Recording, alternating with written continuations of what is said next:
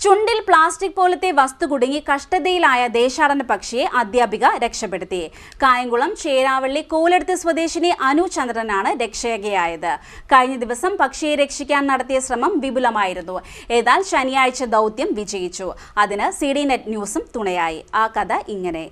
ചുണ്ടിൽ പ്ലാസ്റ്റിക് പോലത്തെ വസ്തു കുടുങ്ങിയ ദേശാടന പക്ഷിയെ ആദ്യ ദിവസം രക്ഷിക്കുവാൻ കഴിഞ്ഞില്ല എങ്കിലും ഇപ്പോഴത് സാധിച്ചതിന്റെ സന്തോഷത്തിലാണ് കായംകുളം ചേരാവള്ളി കോലെടുത്ത് റെയിൽവേ ക്രോസിന് സമീപം താമസിക്കുന്ന അധ്യാപികയായ അനു ചന്ദ്രൻ. കഴിഞ്ഞ ദിവസം വീടിനോട് ചേർന്നുള്ള പേരമരത്തിൽ വന്നിരുന്ന ദേശാടന പക്ഷിയുടെ ചുണ്ടിൽ പ്ലാസ്റ്റിക് പോലത്തെ എന്തോ ഒരു വസ്തു കുടുങ്ങിയിരിക്കുന്നത് അനുവിന്റെ ശ്രദ്ധയിൽപ്പെട്ടു. തുടർന്ന് അനു തന്റെ വിദ്യാർത്ഥികളുമായി ചേർന്ന് പക്ഷിയുടെ ചുണ്ടിൽ നിന്നും വസ്തു വേർപെടുത്തുന്നതിനായി ഏണി ഉപയോഗിച്ച് മരത്തിൽ കയറാൻ ശ്രമിച്ചപ്പോഴേക്കും പക്ഷി പറന്നുപോയി. ഈ സംഭവം CDNet ന്യൂസ് റിപ്പോർട്ട് ചെയ്തു. വാർത്തയൊക്കെ വന്നെങ്കിലും പക്ഷിയെ രക്ഷിക്കാൻ കഴിഞ്ഞില്ലല്ലോ എന്ന നിരാശയായിരുന്നു അനുവിന്. എന്നാൽ ശനിയാഴ്ച രാവിലെ അനുവിന്റെ തൊട്ടടുത്ത വീടിന് സമീപം പക്ഷി വീണ്ടും എത്തി. CDNet വാർത്ത ശ്രദ്ധയിൽപ്പെട്ടവരായിരുന്നു ആ വീട്ടിലുണ്ടായിരുന്നവർ. അവർ ഉടൻ തന്നെ അനു ചന്ദ്രനെ വിവരമറിയിച്ചു.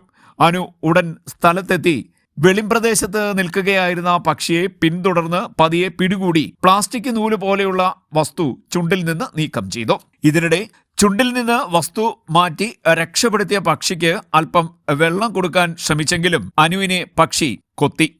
കൈക്ക് ചെറിയ മുറിവുണ്ടായെങ്കിലും ഒരു മിണ്ടാപ്രാണിയെ രക്ഷിക്കാനായല്ലോ എന്ന സന്തോഷത്തിലാണ് ഇപ്പോൾ Anu. India, Pakistan, Nepal, Sri Lanka, Malaysia, Indonesia, Philippines തുടങ്ങി ഉഷ്ണമേഖല ദക്ഷിണ തെക്കിഴക്കൻ ഏഷ്യയിലുടനീളം കാണപ്പെടുന്ന ഓറിയന്റൽ ഡാർട്ടർ അഥവാ സ്നേക്ക് ബേർഡ് എന്ന പക്ഷിയെയാണ് ചുണ്ടിൽ പ്ലാസ്റ്റിക് പോലത്തെ വസ്തു കുടുങ്ങിയ നിലയിൽ കണ്ടെത്തിയത്. നീണ്ട കഴുത്തുള്ള ഈ പക്ഷികൾ ജലാശയങ്ങൾ, തടാകങ്ങൾ, നദികൾ, ചതുപ്പുകൾ എന്നിവിടങ്ങളിൽ വസിക്കുകയും മത്സ്യങ്ങളെ വേട്ടയാടി ഭക്ഷിക്കുകയും ചെയ്യാറാണ് പതിവെന്ന് ഈ മേഖലയുമായി ബന്ധപ്പെട്ട വിദഗ്ധർ പറഞ്ഞു.